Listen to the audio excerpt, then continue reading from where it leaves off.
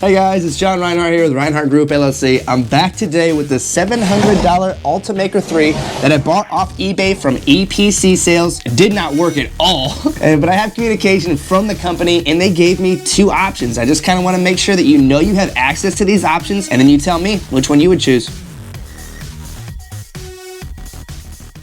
You can watch my last video where I unboxed this 3D printer. I thought I was gonna do some 3D printing with it, but no, it does not work at all. And just a little bit of backstory, I needed a dual extrusion 3D printer. I need to print in two different colors. I need to print lettering and I need to print the device around it. If you have any suggestions on what you would say for a dual extrusion 3D printer that prints very, very well, fine details, please let them in the comments. I would gladly take a look at anything that you have. I was hoping this one was gonna be it for me. The Ultimaker 3 is a great 3D printer sold by EPC Sales, does not work at all. And what really burnt my buns is that EPC Sales knew that this 3D printer did not work when they sent it to me. It's listed as a power-on tested 3D printer, but in the reality, when it went to quality control, they knew very well that it was not working due to missing parts. Did not necessarily elaborate on what those missing parts was. This is just something that was told to me in an email. Nowhere in this for sale ad was it listed that this 3D printer is missing any type of parts. They even list it as if you want to return it, the buyer has to pay return shipping. So I reach out to EPC Sales immediately after finding out that this thing does not work at all. And don't get me wrong, they were nice about it. They were very nice about it. They responded pretty quickly. I just failed to understand why. I failed to understand why eBay sales company has built that scale of a business and they're still doing things like this. They're still lying about their products that they're selling. They're still, I don't understand why you would list it as a power-on tested 3D printer, not say anything about it missing parts, and then send it to somebody who's probably gonna leave you a negative review. I just don't understand. I don't know why you would ever do that as a company, to be honest with you, and they knew full well that it was missing parts and they sent it anyway without even thinking to list it. Like, they thought about it probably. They absolutely thought about it. They're like, let's lie about this. Let's lie about this and hope it goes well. If you haven't been able to tell over the past 2 minutes, it did not go well at all. But they did give me two options. Option number one, they did offer to pay the return shipping. I did keep everything. I got all my styrofoam boxes and stuff. I'll just box it all up. I can send it right back. No problem. I still lose out on the $54. Like I said, still would have paid for the year-long warranty to cover everything in my 3D printer. I think that's a great deal. But option number one, box it all up, send it back. They'll pay for return shipping. I lose out on $54. And then option number two, which I did not really expect to get this option, but I want you to know that you have the ability to ask for this option. They offered to give me 50% of my money back for the Ultimaker 3, so it would be an Ultimaker 3 extended for right around $375, which is, I mean, that's got to be one of the cheapest Ultimaker 3s in the history of Ultimaker 3s. And then I could use my warranty to fix anything that was broken on it. But you're entering into a little bit of a gray zone there. These warranties don't kick in until about 30 days after you purchase the item. They're trying to do is not fix something that was already broken. These are more like insurance claims. It's literally through Allstate. So it's like an insurance claim. They can deny or they can approve. Most of the times they will approve, but they have the ability to deny some claims. And this, I do believe, would be grounds to deny the claim. If it was broken prior to them insuring it, they might deny your claim. Playing a little bit of a risky game there. If you know what it needs, or if you didn't want to go with the warranty, it just makes me a little bit nervous. If this print head were to go out, it's $445. You just never know how deep you might dig yourself with a used 3D printer. Always want to have a warranty, but when you enter one of these warranty contracts, there is a little bit of a gray area there. So I'm genuinely interested on what you would do. Would you take the sure shot of losing the $54, sending it back, washing your hands of the entire thing, and being done? Or do you risk it? Do you take the $375 back and then try to risk it with the insurance company, the little gray area there? Please let me know what you're thinking. If you have anything, any thoughts or comments on the situation, please drop them down in the comment section. If you have any type of suggestion for a dual extrusion 3D printer that prints fine lettering very well and it can print a device around it, please drop that in the comments section too. I'll let you know what my final decision is here. I'm gonna give it just a couple more days just thinking about what I'm gonna do here. Your comments will definitely help. This is John Reinhardt here with the Reinhardt Group LLC. Thank you guys so much for watching and keeping up on this. I hope you have the best of luck if you buy a used 3D printer online, and let's see what happens for me here.